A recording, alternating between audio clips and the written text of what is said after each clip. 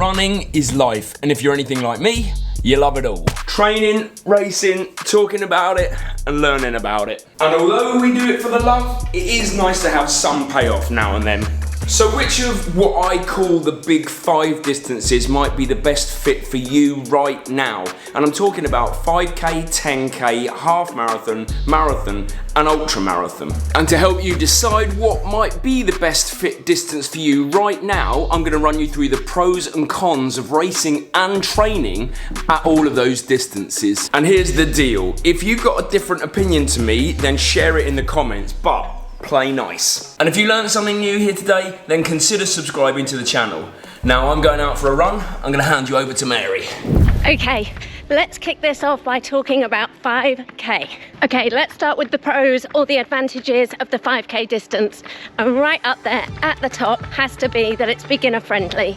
So whether you've got any experience or little or none, it doesn't matter. You can get to a 5k and there's tons of opportunities to run it thanks to Parkrun. So you can get out on a Saturday morning and know you've got the 5k distance to do with loads of people and an amazing atmosphere to join in with.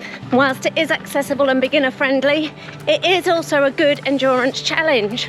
So it could be something to work towards and build towards, and a goal that you're really proud to hit and achieve, and it will build your physical fitness and your endurance. One that's an advantage and a potential disadvantage is that it's over quickly. So on the plus side, you can do it, you can get it done, it won't impact too much on your life. It's easy to fit in. If you're a busy person and you haven't got hours to spare, you can work on building to and running 5k distance. 5 kilometers is more about your physical fitness than your mental endurance and mental strength. So that's something that everybody can work on through a structured training program and achieve success pretty well and in a fairly short space of time. So what are the downsides to a 5k? Well, like I said, it's good that it's achievable fairly quickly, but the problem with that is that it can quickly become unchallenging and you might not feel motivated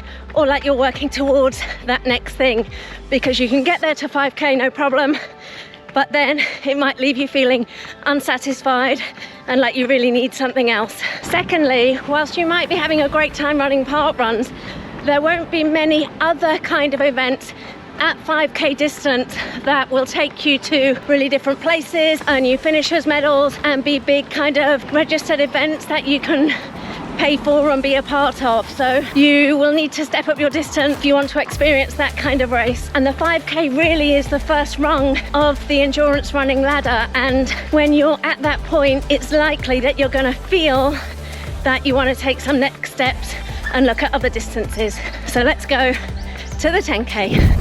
Now this is where it gets interesting, because 10k is different to 5k, obviously, but what I mean by that is there's a few things that sets it apart, as in the next rung on the ladder, and we'll talk about the pros first. The first pro being that it can be seen as the first real endurance test, because it can be, if you're a pro, anywhere between 30 minutes, not likely for many of us, but it can be up to an hour or more, and an hour of running is a real test of endurance. So I suppose you attach onto that point that really it's seen as the kind of first step past beginner distance. 10k is when it becomes really serious. And I suppose in my experience as a pro, it's starting to really blend this mixture between it is a physical test, but is it also a mental test as well. It lasts long enough for you to have a little bit of mental fortitude and physical fitness. So we're starting to blend the two, but it's still, as the final pro, not a huge training volume. It's not a huge training requirement. Your long runs of a weekend might only need to be 8, 9, 10 kilometers in themselves. You don't need to be running half marathons on a weekend to be able to run a 10k race. So the training is not too onerous. But the cons are, and the major 10k con for me is that it is hella painful. It's like 5k pain times 2. And yeah, for some it still might be over a little bit too quickly, depending on how fast you run it or how fast you're hoping to run in the future. And then of course the majority of 10k races are on the road. Some are on trail, but not many. So you don't have that kind of natural beauty element built in just yet. And I guess again, you know, you do 10k a few times and it might not feel enough still. I know you're going to say when is enough, but sometimes 10k you're looking ahead and going, oh, half marathon? And that kind of leads us on nicely to a half marathon. It's time to deal with my favourite distance to train at, and that's half marathon. So while we're training for most stuff, we try and maybe run a half marathon in terms of distance every weekend. And I really love the distance because it feels like a proper test, not just in racing, but in training as well. You certainly feel like once you've done a half marathon in training, you know you've done a run, you know for sure. And also, you know what? It's a real blend of mental and physical. So while you're in that race, it's certainly long enough for not only physically you to have to try and get through, but you're going to have to use a few tips and tricks up here to get yourself through it. And I think that's what I like about it as well. And also half marathons they're just a different intensity of running. They're not quite the 5 and 10k all-out intensity. It's still hard, but it's the first one where you can actively feel like you're taking a step back, and it's about the endurance, it's about the mental strength. Lots of other things come into play. And you know what, with half marathons, I really feel like you get your money's worth, both in terms of how long it takes you to complete the race, but also how many there are available. There are so many potential half marathons around any country that you live in, which means you have quite a good selection, whether you want hilly, whether you want flat, whether you want road, whether you want trail. There's loads out there, so you definitely get your money's worth on all fronts. So what are the cons? Well, as I see it, to be honest with you, there are 3, and the first one is that it's time consuming. The training for it does go up another level. If you want to do it justice, then you're going to have to train hard. And I guess the next con on the back of that is the longer you run, the more open you are to potential overuse injuries. If you're doing too much, if you're training too long or too many times in a week, then you could open yourself up to injury where it might not be a problem when it's 5 and 10k. And the last is, there's so many things that can go wrong in a race that maybe wouldn't happen in a 5 and 10k. Nutrition strategy, just running out of energy in general because you're running for a long time, hydration, so many different things that wouldn't necessarily go wrong in shorter races. So you need to be tactical with a half marathon, you need to plan it. To be honest with you, I'm a pretty big fan of half marathons in terms of training and racing, but it might not be for you. So what about marathons? Now I have to be a little bit careful when I start talking about the marathon because some of my fondest running memories of all time are marathon based, but I'm trying to provide you an unbiased account. I'm going to try my best, but it's worth saying, let's say the first pro, so I can just get this out of the way. If you have a good day running a marathon, then I don't think there's very many better experiences or feelings in running in total.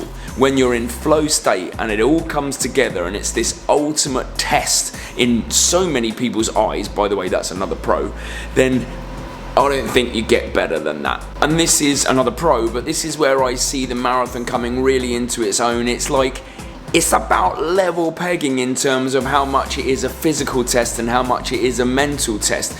Both have to come together on the day for you to have a really good day. And the same in training, you know, it really is a test to get yourself through the marathon training without getting injured or overtraining or undertraining. It's a real challenge, and that's what I love about it. And another pro is obviously look at the races that are available. They're probably the most famous in the world: London Marathon, New York Marathon, in fact the World Marathon Majors, the top 6, but most countries have a marathon and you can go around the world very happily running those races and getting great experiences. But let's talk about the cons, and the first one is, I've alluded to it, it's a lot of training.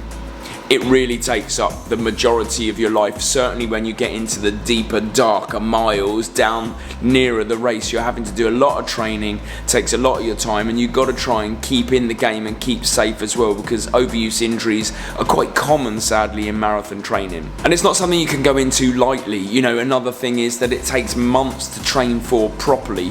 You can't just go, I'm going to do a marathon and do it next week. I mean, you can, but you wouldn't have a very enjoyable experience. And I think the biggest con, maybe the biggest frustration of marathon running is on the day of the race, so many things can go wrong. and sometimes for no reason at all. That is the fickle nature, the cruelty of the marathon. You could have a really, really good day or a really, really bad day, and sometimes there's not much of a difference in things you've done between the two. That's marathon racing. It takes a lot from you, but it gives a lot to you. But what about ultra marathons? And by the way, before we go to ultra marathons, I'm classing ultra marathons as anything over a marathon distance. So it could be 50k, 100k, 100 mile. That's all ultra. And the final one of the big five, I had to rope in the big dogs to give their opinions on ultra marathons and why it might be the distance for you. John just made a really good point about ultra marathons actually not being even the same sport, right? Yeah, I mean, we've talked about before it being a mental game, and you know, the fact that you don't have to run all of it. You can walk and you can eat cake and you can stop and you know, change your clothes if you want. Means that the battle is really with your mind rather than, I mean, at no point are you flat out pushing yourself. So it's almost a different thing entirely. Okay, Mikey, and what about you? What are the benefits of ultra running, or the pros as you see them? The camaraderie, I think. You get it in most running events, but in an ultra, it's another level of togetherness. 10Ks, I love them because you really do look across the start line and it's me against you, and we race each other. In an ultra, it's not like that.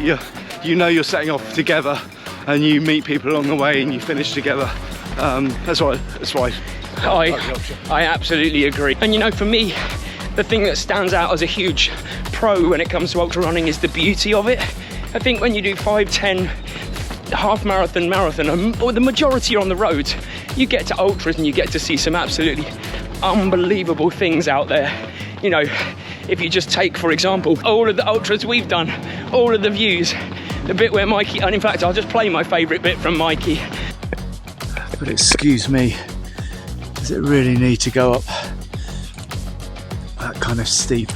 It's the beauty of the experience. There's something unquantifiable about it, but it is a real pro. And when it comes to the cons, as John just so rightly said, it's just so time heavy on your life in terms of the training for it, but then even the going to it, the getting to the race, you said even recovering from it. Yeah, it's big commitment. Yeah, it is. Off the back of that, you know, it's worth saying, it is one of the physically and mentally probably one of the hardest things you can do in your life. No doubt about it. That 100-kilometer race pushed me to my absolute limit, and I haven't even done 100 milers yet like John, so we'll get there. And another con of ultra running is it's just a high DNF rate.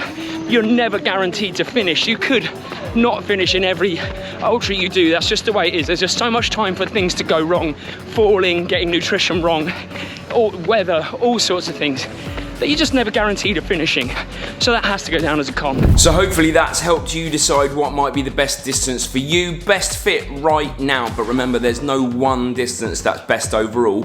They're all amazing. It's running. And if you like the video, then you're probably gonna like this one too, which is a way of working out how many days per week you should actually be running based on where you're at in your running journey right now. I hope the video helped. If it did, consider subscribing to the channel, and I'll see you next Sunday.